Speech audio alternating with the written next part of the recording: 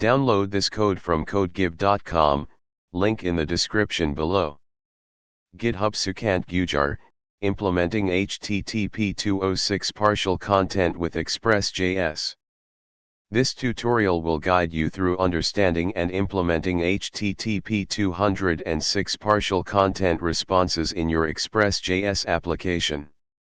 We'll leverage the GitHub repository sukantgujar/express partial content as a starting point and delve into the concepts, code implementation, and practical considerations. What is HTTP 206 partial content?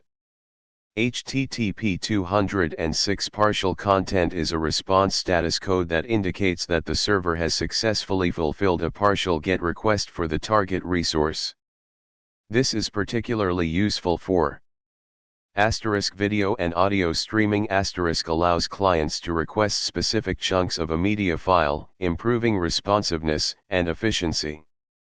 Imagine Netflix delivering a movie bit by bit as you watch, rather than downloading the entire file upfront. Large file downloads. Enables resuming interrupted downloads. If a download fails midway, the client can request the remaining portion instead of restarting from the beginning. Progressive rendering. Loading specific parts of a large document, example a large text file or a complex web page, in stages, enhancing the user experience. Why use partial content? Bandwidth efficiency. Only transmits the requested portions of the resource, reducing unnecessary data transfer. Faster initial load times. Clients can start processing or displaying data sooner by requesting only the initial necessary segments. Resumability. Enables resuming interrupted downloads without losing progress. Scalability. Reduces server load by serving smaller chunks, allowing the server to handle more concurrent requests. Improved user experience. Faster loading times and smoother streaming experiences translate to a better overall experience for the user. Understanding the sukantgujar/express partial content repository. This repository provides a basic example of how to serve partial content using express.js. Let's break down the key components. Index.js, main application file, sets up the Express server, defines a route to serve the sample file, and implements the logic for handling range requests and generating 206 partial content responses. Sample.txt, sample file, a simple text file used as the resource to be served. You can replace this with your own large files, example video, audio, or large documents. Setting up the environment and running the example. 1. Clone the repository. 2. Install dependencies. 3. Run the server. This will start the server on port 3000, by default. Dissecting the code, index.js. Now, let's examine the core logic in index.js to understand how partial content serving is implemented. Let's break down the code step by step. 1. Import modules. Express, the Express.js framework for building web applications. FS, Node.js file system module for reading files. Path, Node.js path module for resolving file paths. 2. Initialize Express app. Const app equals Express, creates an instance of the Express application. Const port equals process.env.port 3000, defines the port the server will listen on, using an environment variable or defaulting to 3000. Const file path equals path.join, __ name, sample.txt, defines the path to the file being served, in this case, sample.txt. 3. Define route handler, /sample. apt-get, /sample, req, res, equals, defines a route that handles GET requests to the /sample endpoint. This is where the partial content logic resides. For get file size asterisk. Const file size equals fs.statsync, file path, dot size, retrieves the size of the file using fs.statsync and stores it in the file size variable. fs.statsync is a synchronous function, meaning it blocks the execution of the program until it completes. It is used here for simplicity, but consider using fs.stat, the asynchronous version, in production environments to avoid blocking the event loop. 5. Check for range header asterisk. Const range equals req headers.range, retrieves the value of the range request header. The range header specifies the portion of the resource the client wants to receive. If range, else. Conditionally handles the request based on whether the range header is present. 6. Handle partial content request, if range header exists. Parse the range header asterisk. Const parts equals range.replace, /bytes equals /, dash, extracts the start and end byte positions from the range header. For example, if the range header is bytes equals 100-200, this line will extract 100 and 200. Const start equals parseInt, parts 0, 10, converts the start byte position to an integer. Const end equals parts 1.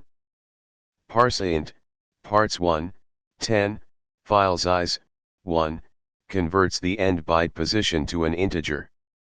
If the end position is not specified in the range header, example bytes equals 100 dash, it defaults to the end of the file size, 1. Const chunk size equals, end, start, plus 1, calculates the size of the requested chunk. Create a read stream for the chunk asterisk. Const file equals fs.createReadStream, file path, start, end, creates a readable stream for the specified byte range within the file. The start and end options define the starting and ending byte positions. This is a crucial step for serving partial content efficiently, as it avoids reading the entire file into memory. Prepare HTTP headers for 206 response asterisk. Const head equals, creates an object containing the HTTP headers for the 206 partial content response. These headers are essential for communicating the partial content information to the client. Content range, \bytes $start $end /file size \, specifies the range of bytes included in the response and the total file size. This header is mandatory for 206 responses. Accept ranges, bytes, indicates that the server supports byte range requests. Content length, chunk size, specifies the size of the content being sent in the response, the size of the chunk. Content type, text/plain, specifies the content type of the response. Adjust this based on the actual file type being served, example video/MP4, audio/MPEG, application/PDF. Send the HTTP response asterisk.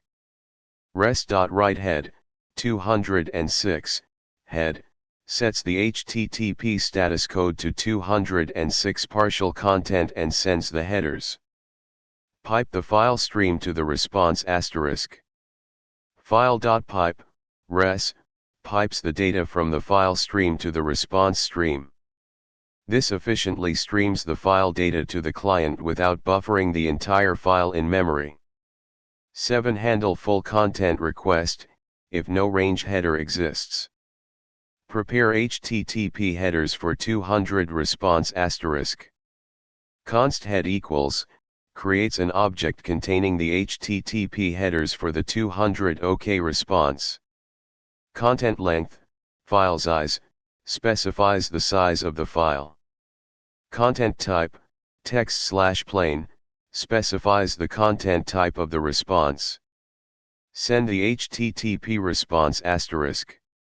res.writeHead, 200, head, sets the HTTP status code to 200 OK and sends the headers. Pipe the file stream to the response asterisk. fs.createReadStream, file path, .pipe, res, creates a read stream for the entire file and pipes it to the response. 8. Start the server asterisk. App listen, port, equals, starts the Express server and listens for incoming connections on the specified port. Testing the implementation. You can test the partial content implementation using tools like *curl*, a command line tool for making HTTP requests. *browser developer tools * inspect the network requests in your browser to verify the 206 responses and content range headers. Using curl*. The v flag in curl provides verbose output, allowing you to see the request and response headers. Look for the 206 partial content status code and the content range header in the response. Using browser developer tools *. 1. Open your browser's developer tools, usually by pressing F12. 2. Go to the Network tab. 3. Open the URL http://localhost 3000/sample in your browser. 4. Refresh the page and look at the request for /sample. You might need to manually send a range header through other means or use a tool specifically for this testing. 5. Examine the request and response headers. You should see the range request header, if you added it, the 206 partial content status code in the response, and the content range header. Important considerations for production environments. Error handling add proper error handling to your code to gracefully handle scenarios like invalid range headers or file read errors. Return appropriate error status codes, example 416 range not satisfiable, and informative error messages. Caching implement caching mechanisms, example using cache control headers, to improve performance and reduce server load. Be careful to invalidate the cache when the underlying file changes. Security implement appropriate security measures to prevent unauthorized access to files. Validate the range header to prevent potential denial of service attacks by requesting very small chunks repeatedly. Content type detection use a reliable method to determine the correct content type for the file being served. Libraries like MIME types can help with this. Asynchronous operations use asynchronous file system operations, fs.stat and fs.createReadStream with callbacks or promises, instead of synchronous operations, fs.statsync, in production environments to avoid blocking the node.js event loop and improve responsiveness. Large file handling optimize your code for handling very large files. Consider using stream processing techniques to avoid loading the entire file into memory. Range validation implement robust validation of the range header. Check for invalid formats, out-of-range values, and other potential issues. Return a 416 range not satisfiable error if the range is invalid. Content length calculation ensure that the content length header accurately reflects the size of the chunk being sent. Inconsistencies can lead to client-side errors. Logging implement comprehensive logging to track requests, responses, and any errors that occur. This can be invaluable for debugging and monitoring. Example, implementing range validation and error handling. Key improvements in the error handling example asynchronous